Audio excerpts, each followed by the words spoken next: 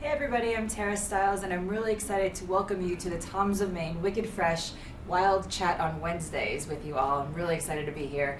We're going to answer all your questions on yoga, wellness. I'm going to give you guys some of my personal tips for relaxation and a joyful holiday season. This is going to be interactive as well as active, so put on some comfortable clothing if you have it nearby. Grab some sweatpants. And if you have a yoga mat, pull it out, lay it down. We're going to do some yoga too. So if you have a question, just type it into your Facebook or Ustream chat boxes and let's get started. Let's see what you guys have to say. Okay, so first question, I'm reading it off the screen here. You went from being a model to being a yogi. How did that happen? Ooh, good question. So since we have an hour, I'll give you not the long, boring story, but sort of the whole story until another question comes in or you guys cut me off. So I grew up in a small town in Illinois.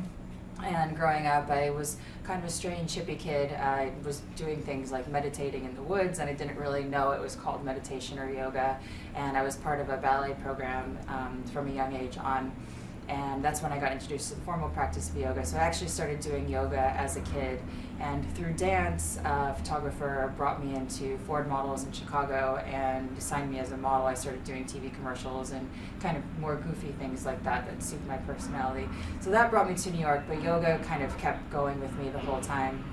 I wasn't very interested in modeling. I had friends that were pretty big-time fashion models, and I was always teaching them yoga and things like that. So every time I was at a shoot, I was doing yoga or putting my leg up or doing something goofy. So I'm glad I got to segue out of the modeling and into yoga full-time, which is I'm much more comfortable with. Another question. Okay. Many celebrities, such as Lady Gaga, have been turning to yoga for their workout regimen. What makes yoga so appealing? Well, yoga works very, very well for everything. I think yoga is so appealing for many reasons, whether you're looking for exercise or de-stress or anything really. It's better than exercise because you're using your mind and your focus, which is really great. And so it tunes into that mind-body connection.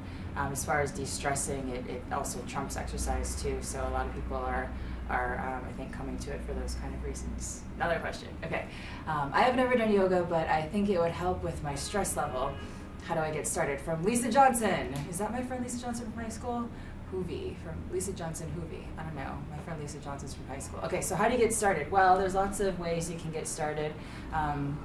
I love beginners. I'm from a small town, so I like talking to friends from my high school and all of that about getting into yoga. So I've done all these kind of fun short videos on YouTube. So if you just search my name on YouTube or youtube.com/Tara Stiles Yoga, there's all these beginner videos, 3-minute things, 5-minute things, and for different things, like if you're looking for a de-stress or getting pain relief from sports, or there's one for hangovers. There's one for when you're hanging out on your couch. So it's very approachable and fun, and let me know what you think. Write a comment on YouTube and I'll get back to you. Okay, another one. What inspired you to start your own yoga studio? What are the challenges to starting your own business? Well, there are a lot of challenges, and from what I'm learning so far is they unveil themselves in any moment. There's always lots of them. So it goes from, my day can range from hosting a really fun workshop with a good friend of mine to help push on Lynch and having my friend Fonda over, for a big class and dealing with lots of big classes and things like that, to, taking the trash out at night and cleaning the toilets in the bathroom and dealing with the teachers and everybody's schedule and problems like that. So the challenges are the challenges that you would do with kind of running anything. It's basically like taking care of a house and a lot of children all at once, but it's really fun. I'm having a great time with it. So come visit if you're in New York. Okay, another one from Fran Becky. Are you going to start streaming live yoga classes? That's a great idea. I would love to. That'd be really fun. We should do that, Toms of Maine. So yeah, let's do that. I think that's definitely in our future. So thanks for that question. How many yoga classes do you teach per week? A lot right now. I'm at the studio quite a bit when I'm in town, and I actually just came from teaching at the studio right now. So I'm supposed to be teaching right now, but Jen Grossi, who's also from my hometown, is teaching, and she's awesome. So I'm there I'm there all day when I'm in town, so I teach at least 1 or 2 classes per day. So quite a bit, but it's fun. I love it. Okay, another question. In your new book, Slim, Calm, Sexy, how did you create all those routines? You cover everything from allergies to hangovers. Well, yoga is expansive, so it's kind of neat to take all the benefits of yoga and bring them into what's going on in your life right now. I mean, that's the neat thing about yoga. It's a tool for everything from allergies to hangovers. So for allergies, you can do these breathing techniques that alleviate pain in the head and clear up the sinuses, things like that. So I'll show you a cool breathing technique. You can do this from just sitting here. It may look a little funny, but this is like the one kind of yoga-y thing that looks weird, but it feels real good, especially if you're kind of stuffed up. It's called alternate nostril breathing. You just take your hand and you tuck your two fingers in like that, so you're left with your ring finger and your thumb, and then you just cover the left nostril here, and then you're just going to breathe in the one side for 4 counts. So just go ahead in your own timing. After you've done that, at the top, go ahead and close off, so you're holding it for 4 counts. And then after you've held it, just let go the other side and let the air out for 4 counts. So you're just going to reverse that all the way in on the one side. And then close it up at the top. And then all the way out on the other side. That's it. Then just keep going with this. This is good also if you don't have allergies. This alternate nostril breathing balances out your whole nervous system. It balances out your brain. It makes you feel good. It makes your energy kind of balanced and more grounded in a mystical way. It really works, feels good. Try it out. Okay, Melanie, will your Yoga Anywhere DVD be available on iTunes? I've been talking to them about that forever because I don't understand how people buy the shrink wrap DVDs anymore when you can just get stuff on iTunes. So hopefully soon. I'm working on that one, and I keep bugging them because, you got to have it on your iPhone and all that stuff. So that's a good one. Okay. What is it like working with Deepak Chopra? Good question. What have you learned from him? Oh my gosh, Deepak, he is like, okay, he's probably gonna be mad at me for saying this, but he's like Santa Claus. Like, he always smells like cinnamon. I mean, not like that he smells like cinnamon, but he's like, when you hang out with him, and unlike all people who kind of have it together and he just makes you feel good. Like, you just are around him and you're like, oh, everything's all right. Like, little worries go away and things like that. And he just has this like quality about him where he reminds you to come back to yourself, which I think that's why one of the reasons he's so popular is he doesn't say, well, it's because of me that you feel good. He keeps reminding you that everything that you need is right there within inside you. One cool thing I've learned from him, just on a that I've kind of started to hopefully take away, is he's really good at talking about all of these things, whether it's yoga, meditation, spirituality, in a very kind of common sense way that appeals to lots of people. So he doesn't talk about things like they're unattainable or hard to understand or get. He really, brings it into real life, and not in a dumbing down kind of, oh, don't worry, you'll get this. It's like a real easy concept, but he finds ways to talk about them that make sense for everybody. So he's a real neat dude like that. And I call him the Morgan Freeman of yoga. So he's got that voice, that everybody just listens to. But okay, another one. What kind of training did you have and where did you learn yoga? Oh, that's a good question. I think one of the questions that a lot of people ask is, what style do you teach? And that's kind of this big American question that I always give my answer, well, Deepak says in India it's yoga, so just do yoga. It's very like, in America we've kind of done what, all these styles are interesting, there's all these different things, but it's kind of convoluted what yoga is, and in my opinion, like separated and segregated more and made more intimidating for people who are just getting started. It's like, well, where do I go? There's this, and they all do it kind of differently.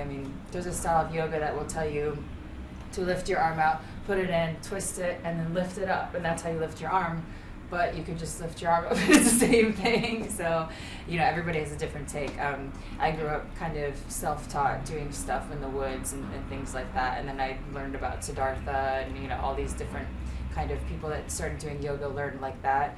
And I started studying yoga before it became super popular, so the people I studied with aren't, famous yoga teachers in now times, and but they're all really cool masters. And my ballet teacher, Rory Foster, actually was the one that I credit with getting me into yoga, like for real. Like he saw me really getting into it. He gave me this book, Autobiography of a Yogi.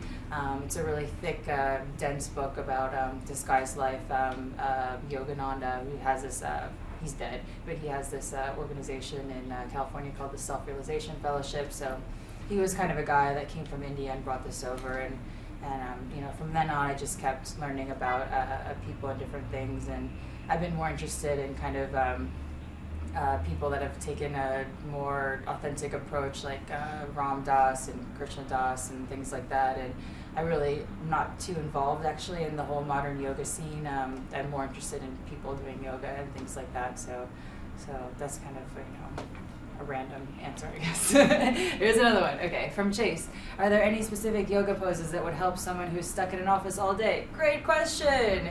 Should we do a little yoga routine for you, Chase? Yeah? Okay, cool. So if you're stuck in an office all day, there's lots of little things you can do. This also works for airplanes, which is cool. So I know a lot of these yoga videos that do office yoga now, they say like you can twist side to side. That's all great, but one thing I think that is useful that I just find from people coming to the after work yoga classes at the studio is your spine feels really compressed like this. So one thing you can do is pressing your hands down if you have a chair. It actually is better if you have, not better, but if you have a swivel chair, it's a little more challenging, so you'll work all your stability and all that stuff too.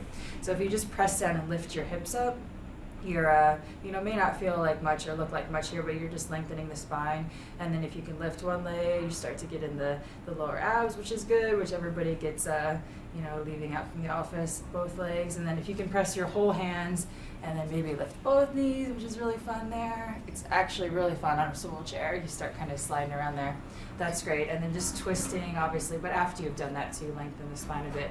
One hand to the opposite knee, other hand behind your chair, and you can make sure you move with the breath here. So when you inhale, you get a bit taller, and then when you exhale, you twist a bit further, and look at the picture of my book there.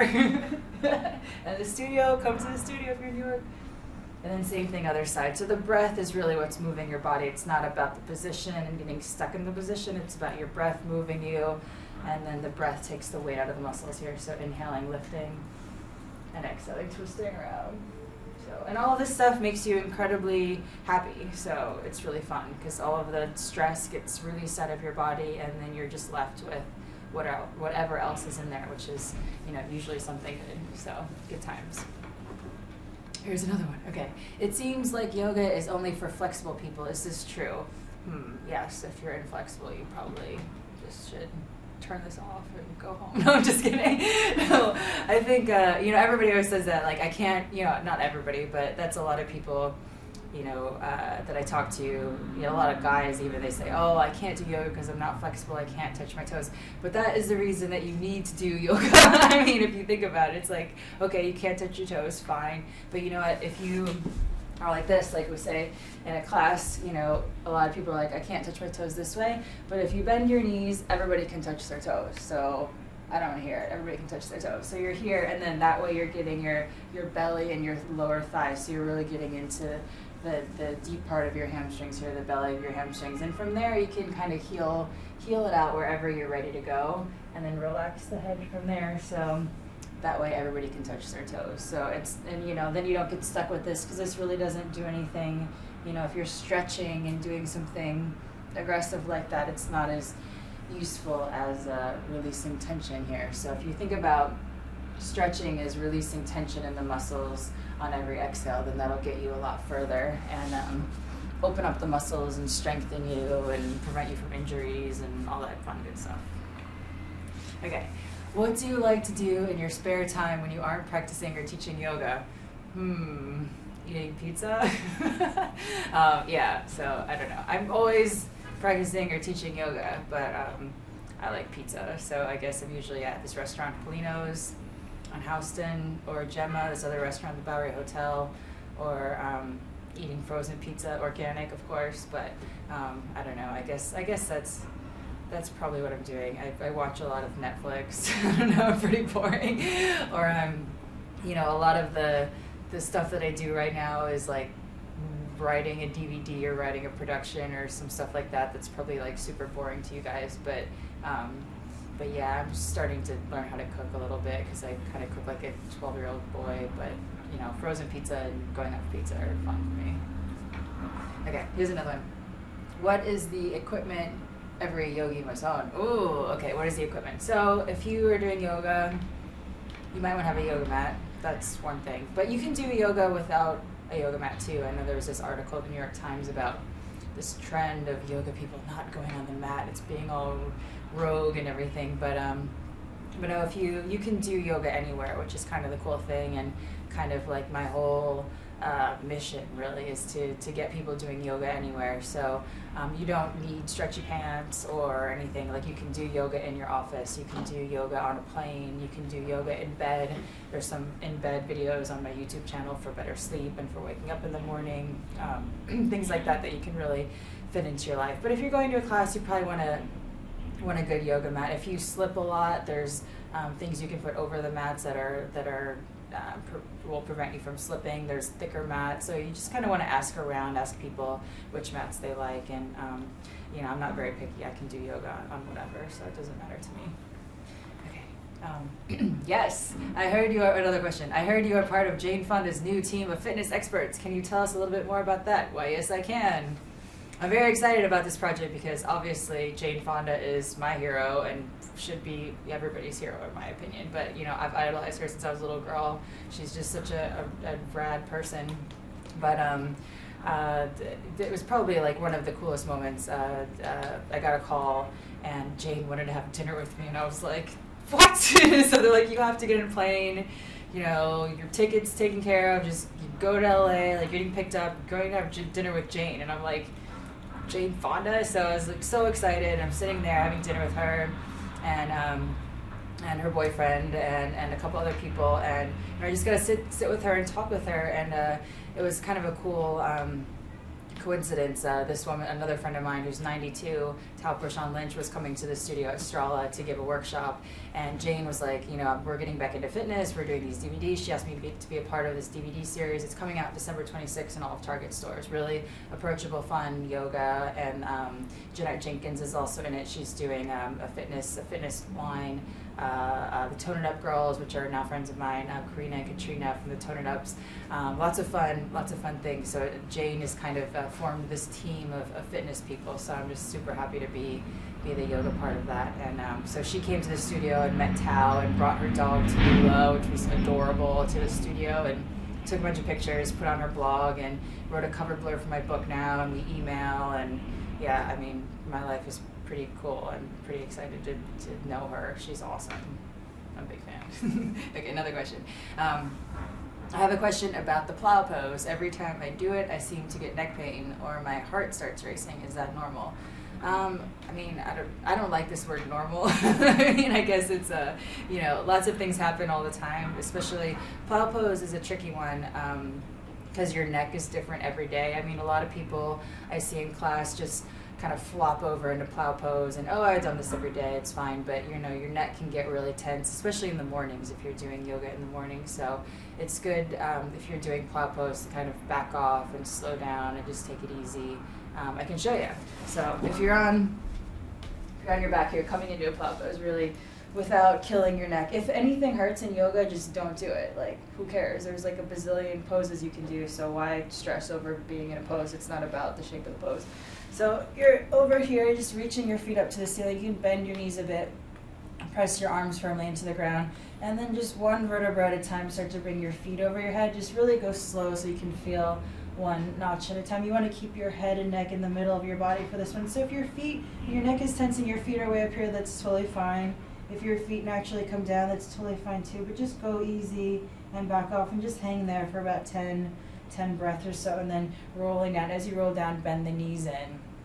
That way you'll go easier on the back too. So I like to move really slow, and I do yoga and teach yoga. I mean, not to say that it's like not challenging, but I think moving slow, like all the Tai Chi masters in any kind of ancient art form, they say if you can do it slow, you can do it fast. So I know of a lot of yoga, and New York especially is like fast, this, that, but it's like, can you do it slow? So when you work slowly, you're working more on your attention, your focus, which brings you in more alignment with your awareness and your intuition, all that cool stuff that yoga is really about. So move slow, don't get hurt. Okay, here we go. From Melanie, what kind of diet do you try to stick to? Vegan, vegetarian, etc. Does your diet affect how you approach your yoga practice? Definitely. Well, I grew up in Illinois on a farm, so we ate meat and potatoes and peas. That's pretty much it. So, when I came to New York, it was the first time I ever had Indian food. It was the first time I ever had sushi. It was the first time I ever had pretty much anything besides pork chops and mashed potatoes. But yeah, food is huge. I mean, I think Michael Pollan, I'm a huge Michael Pollan fan. I haven't met him. I'd love to meet him just to tell him how awesome he is and how much I give everybody in defense of food. His approach is just very simple. I mean, he's a journalist that's documented what's happened to the food industry. There was 1 or 2%, I'm not exactly sure, obesity rate was pretty much non-existent in the 80s, but when nutritionism hit and there was all of a sudden Wonder Bread fortified with vitamins and things like that, food started to get complicated and more complex and harder to digest. That was a little pun thing, but anyway, I'm a dork. But just keeping it simple with food, I think, is what I try to do. Eating real foods. Michael Pollan says, eat food, not too much, mostly plants. And I think that's, a good general rule to live by. Okay, we got another one. Okay, I see yoga clothes for women everywhere. Any suggestions for where and what clothes to buy for us guys? By, I'm going to butcher this name, Joviat. I hope I said that right. Okay, so guys, yoga clothes. This has actually been a big debate, a big topic of discussion, if you will, at Strala, because we have a lot of guys, because we're pretty neutral yoga studio, not too froofy or, not very, our whole MO is trying not to be intimidating, so we kind of pride ourselves on that. So there's a lot of guys around talking about this stuff, and a lot of them just wear their basketball shorts, or I know a lot of guys just like sweatpants, but then they get hot, so shorts are good. Lululemon is starting to make some pants now, but I know a lot of guys still don't want to go in there unless it's to pick up chicks. So that's one thing, but I know they are offering some stuff. It's kind of fancy though, but it is what it is. But any place that has just t-shirts are what most guys wear. Some guys come in the full kind of gym workout, compression shorts, things like that. But the guys that I think that their style or they look pretty comfortable are just in kind of baggy pants, maybe like the Adidas jump pants, things like that, and just like a t-shirt kind of thing, or just regular like basketball shorts or something. I think is good. But whatever you're comfortable in is really the most important thing. Another question. Okay, Strala Yoga Studio is currently open in New York right now. Yes, it is. Are there any plans to expand to other cities? Well, I'm so glad you asked that question. No, actually, in all seriousness, yes, Strala Yoga is in New York, and it's a train that I've sort of had a big part in creating that's been taking off, and it's kind of it doesn't really matter what I do anymore. It's like it's got its own momentum. But LA studio is opening. I'm opening that. The space is already there. It's on Almont and Santa Monica, so it's really cool. It's a ground. Well, LA is so much space everywhere. Like New York, we're all stocked on top of each other. So it's a ground level space. It's nice. We're going to build a whole garden in the front, so that'll be really fun. So hopefully someday I'd like to open a studio in my hometown in Morris, Illinois. I'm working on that. So I got to get some of you people to be yoga teachers out there. So I'll come do a little training. So let me know if you're interested in Strala coming to your town, and I'll hook you up. Okay, here we go. How much time do you dedicate to your yoga practice every day? Well, that's a good question too. I know a lot of yoga teachers, and they say I have to do my own practice 2 hours every day, and I'm like, are you really doing that? Because I don't believe it. It's like, how do you fit that in? But I try to. Fortunately, I have a yoga studio, and I get to bring on all the teachers that I like to take their classes. So that's kind of the fun part of it. So I take classes. I try to take at least one class a day, or else I just don't feel right. I don't feel grounded. But the other answer is when you do a lot of yoga, essentially you could be doing yoga all the time, whether you're having a conversation or a fight with your boyfriend, but you're always, kind of attempting to use the practice of doing yoga all the time. So, whether it's physical poses, I can show you if you're just standing in line, you can do like kind of nonchalant yoga, like, oh, I'm standing in line, the subway or whatever at the train station. You can just kind of interlace your hands, lift up, and if you get home from work, a nice shoulder opener is to let your head relax, let the legs relax, let everything be easy for a couple of breaths. There's just really some simple things that you can do that are really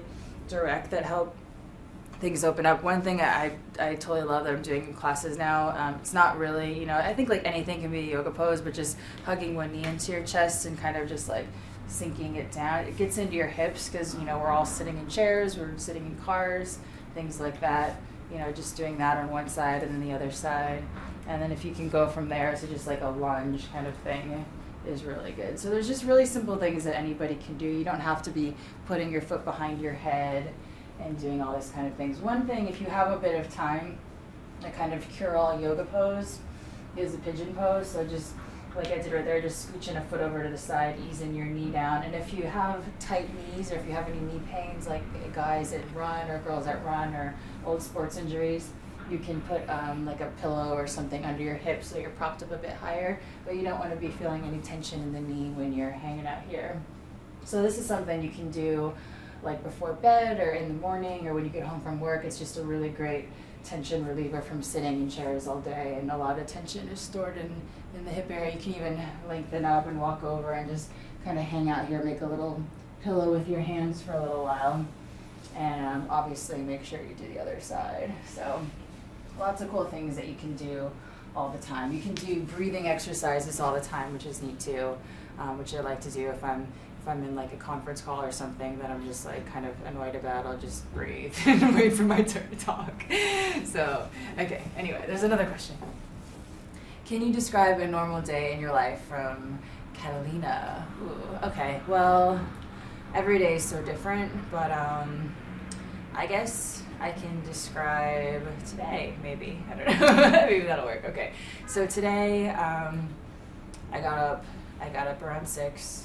I jumped in the shower because I'm not really a morning person, and unless I'm in LA, but that's like tricky because it's 3 hours earlier. So I can get up at 6 in LA, and it's really 9, and I feel like I've gotten up early, although like I really haven't. It's like cheating. But so I taught a morning class at the studio at 7:30. So I did that. That was really fun. And I'm thinking about having a little like coffee party in the studio after the class just to wake everybody up because I'm fully not awake by then. And so I'll have like yoga and then coffee or tea if people, want to drink tea. And what happened from there? So I did that, and then I'm probably like answering emails or on the phone with people about projects, or like, talking to Deepak about something. If he's in town, I'm usually at his house in the mornings doing yoga with him, which is really fun. And then I'm back at the studio, hanging out, making sure everybody's all right. And then I came here. So that was pretty much it. Yeah. All right, here's another one. What are the best poses and exercises to help strengthen my arms so I can hold myself up? From Jordan. Awesome. That's a great question. So if you're needing to strengthen your arms to hold yourself up, the best way to do that is to practice holding yourself up, and then you'll be able to hold yourself up. So, I came into yoga being really flexible, more flexible than strong, because I had a ballet and a dance background. So I could do all these, splits and put my leg up and all this stuff, but I couldn't hold myself up or do like, in a plank pose. So I like to do this at Strala all the time. So we'll just hold a plank pose. So what you can do is just hang out here for 2 minutes. So it may not feel like a lot at first, but you're just breathing and hanging out. And the cool thing about just hanging out in a plank pose is your arms aren't going to fall off. Nothing bad's going to happen. Your body is working, but it teaches you how to deal with the fact that your body's working and then find a really efficient way to work here. And then if you want to add lowering and lifting and you're not quite strong enough there yet, that's completely fine. You can lower the knees down here and then bend halfway down. And then making sure you're in one straight line, pressing back up here. So if you have the knees lifted and you're kind of, doing one of these, like, oh my gosh, it's so hard.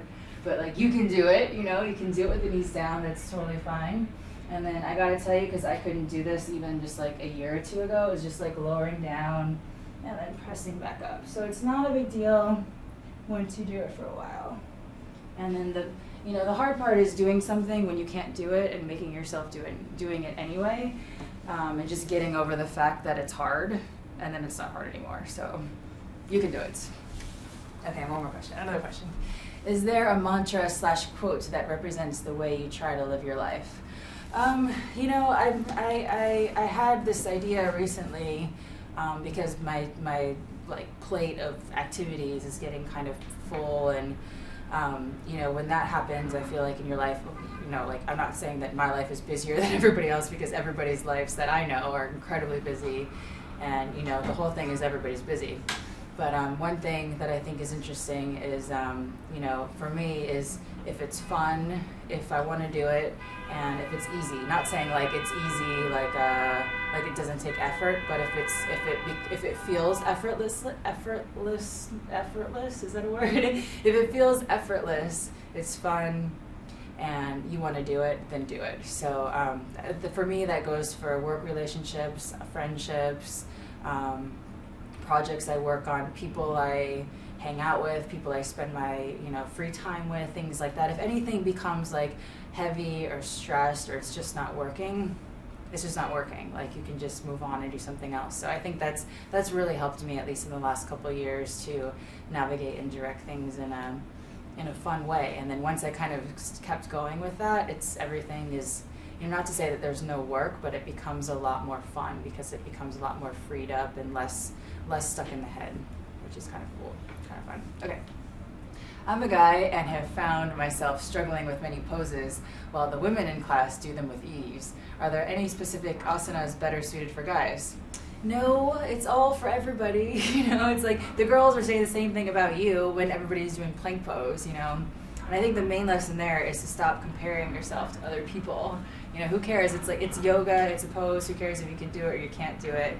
You know, if you're a guy, you know, you might have tighter shoulders or tighter hips, or, you know, or you might not. But there's just, some things are a little bit easier, some things maybe a little more challenging, but that's okay. And you start where you are every day. Every day you're somewhere different, so just go with that. And I think the main lesson in yoga is to be easy inside your body, so you have all the space to breathe. And every time you do yoga, it's like moving into a bigger house inside of your body. So there's just more and more space for you to be yourself, which just keep going with that. Okay, here we go. What is your favorite book, and what book are you currently reading? Okay, I think my favorite book, there's so many favorite books, but I really like Ram Dass. Well, obviously all of Deepak Chopra's books you should read because they're all great. He comes up with like a new one every 3 months. Muhammad, right now, I'm reading that book, his new book on Muhammad, and I just finished reading The Fountainhead, which was pretty cool. That kind of book, I never thought that I would be the kind of person that would read that, but just really neat and really awesome book. Be Here Now by Ram Dass is a great book. Siddhartha, if you're interested in yoga at all, is a great book to kind of it talks a lot about going back to yourself and how all the answers are inside and not outside. It's great for kind of the, you know, to show you that the student and the teacher, it's all the same thing, and it's all you and all that stuff, which is kind of fun. Okay, here's another one. You're a healthy person, but do you have any secret indulgences? Ooh. Yeah, I guess so. I mean, I think people are always surprised that I eat food, you know? I mean, everybody eats food, you know? It's like, I eat a lot of food. You know, anybody that eats food with me, like, I usually out-eat them, you know? But I think it's, you know, I think, you know, everybody said, oh, you must just have good genetics. But, you know, my brother got pretty big recently, and then I yelled at him because he was doing horrible things. Like, he lives in Illinois, so he got depressed, which happens to everybody. We all get depressed.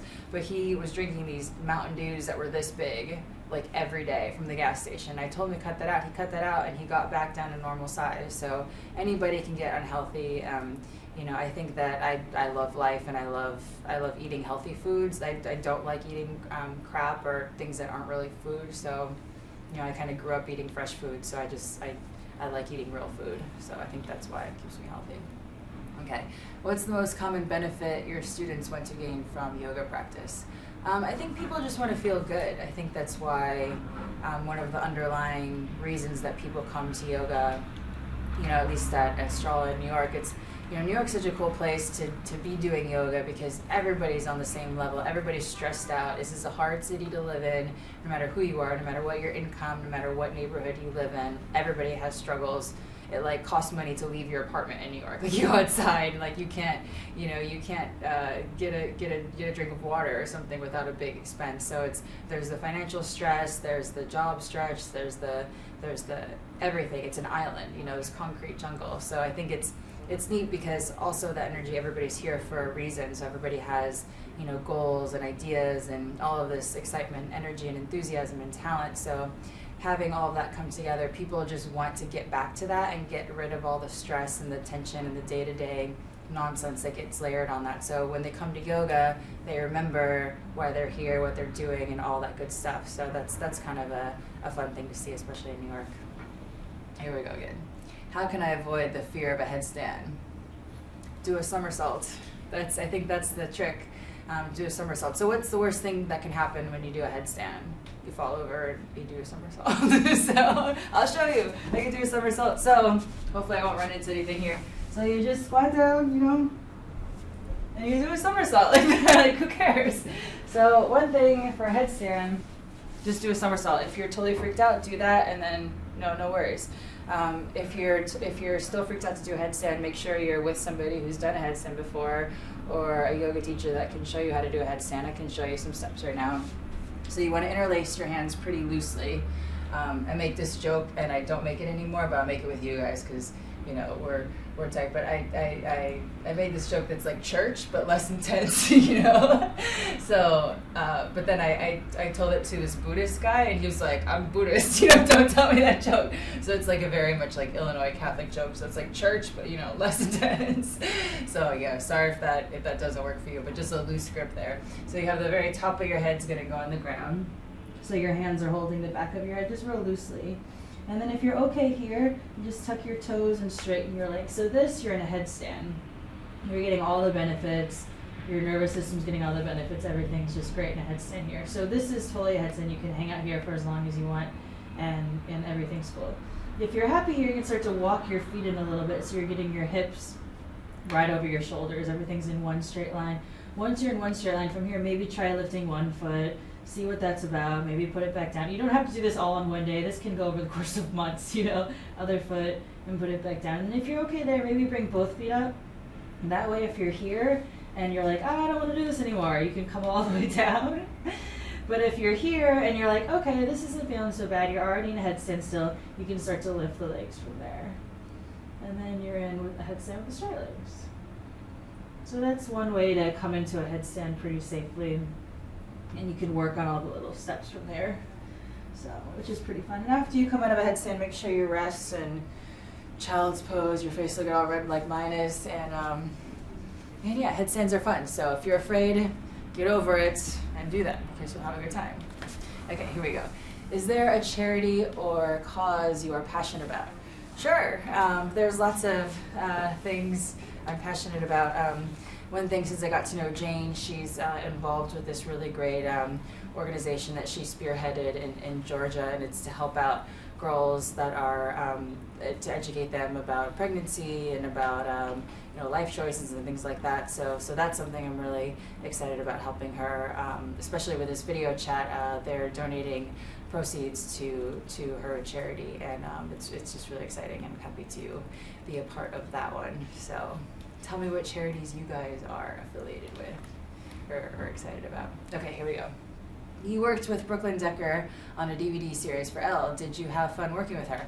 Of course, she's Brooklyn Decker. I know she's awesome. I was kind of nervous when I was going into the situation, honestly, because she had never done yoga, and which I don't know if it was a good or a bad thing, honestly, but she had never done yoga, and she thought yoga was weird, and I was like, I think yoga is weird too. So we hit it off kind of immediately, which was great, because she's a tomboy, she loves sports, she loves to play outside, and she's just a really great girl, and she's, which I think is rare in the industry and all of that stuff, and everybody says that stuff, but it's really true with her.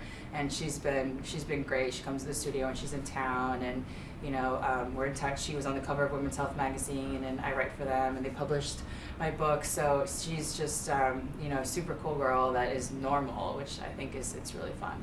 And she's really good at yoga now too. Okay. With limited time, I'm often challenged with what to do with the hour that I have to move yoga versus cardio. Susan. Oh, okay. So I guess the question is, what should you do, yoga versus cardio? But if you're doing yoga, excuse me, that challenges you physically, your heart rate's going to get up and you're going to be doing that cardio that you need. You can do that and it will be satisfying both things. I work with a lot of runners. I'm in this program with Nissan called Master the Shift, and Ryan Hall, who's a marathon runner, and his wife Sarah Hall, and I talked to them about yoga, and they weren't doing yoga. Bad, because yoga is great for runners because it helps you focus, not only injury prevention, and they call it stretching, but I call it releasing tension or whatever. It's all just technical terms, but it will help you focus and actually perform better and perform faster. So I'm not going to tell any runners to stop running and just do yoga, because I can feel the passion that Ryan has where he's never going to not run. I'm not going to just give it up for yoga. So if you're one of those people that loves to run or loves to cycle or do any other things like that, go for it. But also, try to have the yoga. You can maybe do 5 minutes before or 5 minutes after. But if the question was if you're looking for something just to do both, then you can get both with yoga if you're doing something that's more challenging for you, just challenging where at your comfort level and your edges. So let me know how it goes. Okay. The holidays are always crazy for me. Any tips to slow down and enjoy the season? That's a good one too. Yes, there's lots of things you can do. I think what happens with this time of year, at least for me, is it's Halloween just happened, and then all of a sudden it's next year, and it's just like a blur. You blink and it's over, and it's the stress of the holidays, and there's just food everywhere, and did you even enjoy it, or was it just stressful eating or things like that? So I think there's things that you can do. One thing that I've started liking to do is just learning how to cook a bit more, just because I find it like meditative and relaxing, and so like setting traditions I think are kind of cool. So if you have this thing that you do with your boyfriend or girlfriend or husband or family or kids or something, I think that's kind of neat. And then looking forward to those things kind of makes that space, that yoga makes a space to slow everything down. Okay, here we go. I've heard that doing yoga consistently can give you a yoga glow. What is that? So yeah, totally true. The yoga glow, the yoga buzz, everybody talks about it. So what happens every time you do yoga, you feel good, which is really cool reason to do it. I know a lot of people that come to the studio, they say, oh, after I do a session at the gym with my trainer, I just want to kill myself or sleep or, go out for a burger. And that's, or some people respond differently to that. But with yoga, every time you feel great. I mean, it's different. I mean, you are getting the endorphins that you get from exercise, that's all that chemical stuff is happening too. Other chemical and neurological things that are happening, and there's all these studies now that actually can talk about it in more detail, and Deepak talks about it really eloquently, is actually the body and the mind and the focus connection. So you're using everything together. So after you're done with every yoga class, you feel like you feel like you without all of the stress or whatever you came into it with that you maybe didn't even know was layered on. So you're back to feeling like you're back to feeling good. And it's almost like when you have little moments of inspiration, we all have them, or maybe a memory of oh, I felt really good at that moment when I was a kid, or that day last week, or something when something great happened, a good phone call, or whatever it is.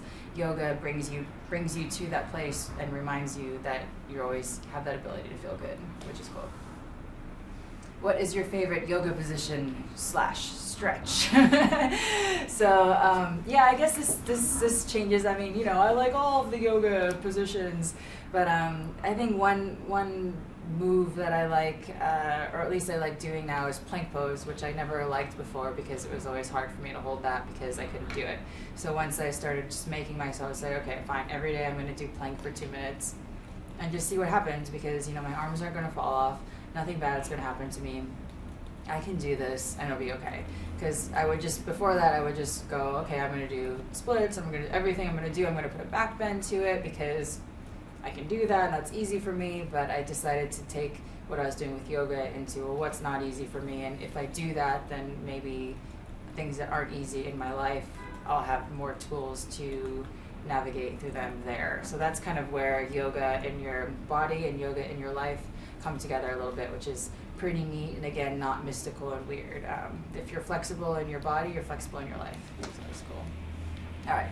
Do you meditate? And if so, how do you stay focused? I find that my mind strays a lot and I have a hard time keeping it quiet. Melanie.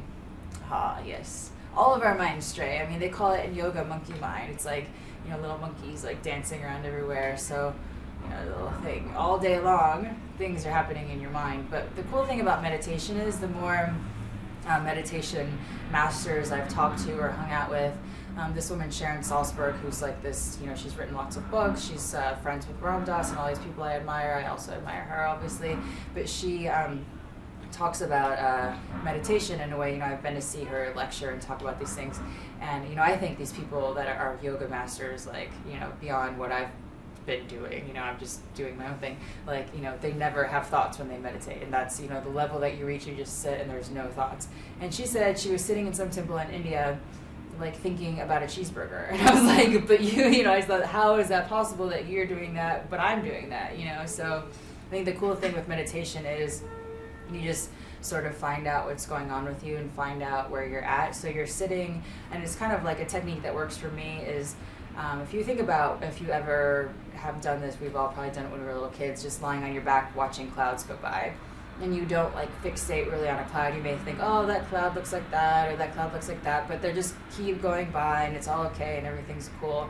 And you just kind of let them go by without being attached to them. So that's one neat thing about meditation is you can let your thoughts go by. You can kind of say, oh, okay, I'm having this thought, I'm thinking about this right now.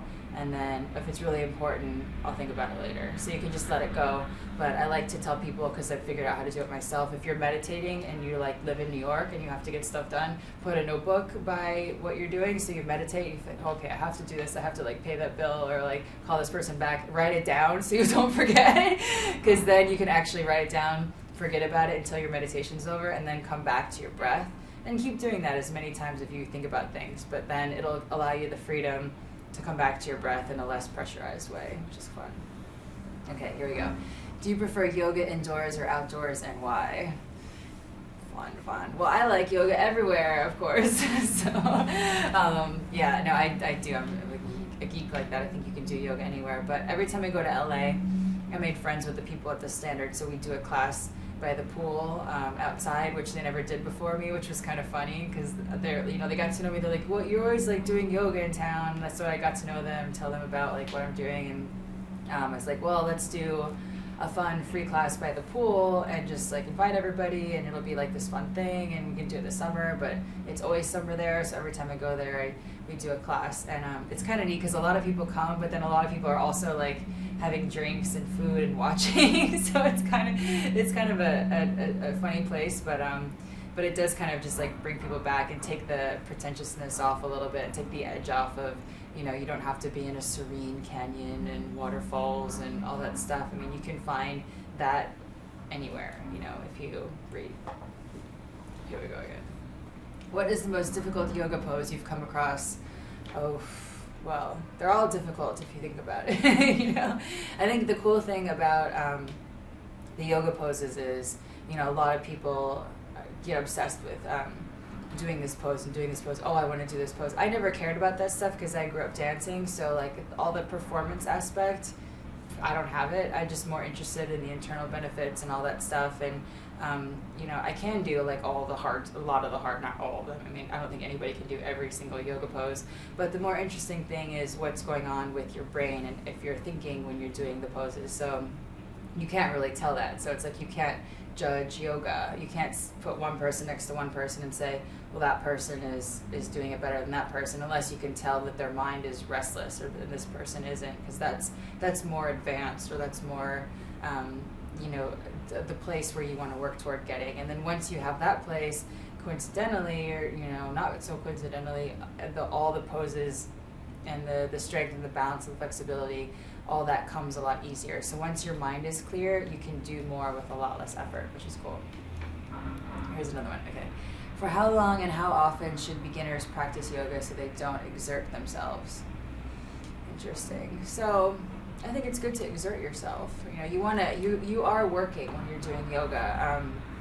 I think it's always important to pay attention to what's going on with your body, whether you're just starting today or you've been doing it for a long time. I mean, I see people that come into the studio and they ask me, they say, I'm a really advanced yoga practitioner and I want to go to your hardest class, and like I can't help but like I try not to laugh because I'm trying to like, okay, this person wants a challenging class, but like to me that's a really funny thing because everybody is always a beginner, and you know you can be in a class that's doing 3 simple things, and you know everybody can take something away from that, even if the teacher isn't a good teacher for you or whatever. Like you can learn something from every situation. So with yoga, you know, if you're pushing with the muscles and not your breath, if you're breathing and you're allowing your body to move with your breath, that's what the cool thing about the breath and the mind connection is with the body, then your body will go further faster. But if you're pushing and forcing, and I see a lot of like guys especially doing this, like pushing and forcing, and, oh, I gotta get here, girls do it too, you know, it's not just guys, then that's when you're gonna overexert yourself and hurt yourself, and there's no point to it really, because you're not doing anything for your body. So just tensing more. Okay. How do you protect your wrists? I find that sometimes my wrists hurt after a yoga class. Am I doing something wrong? Okay, we have a move for that.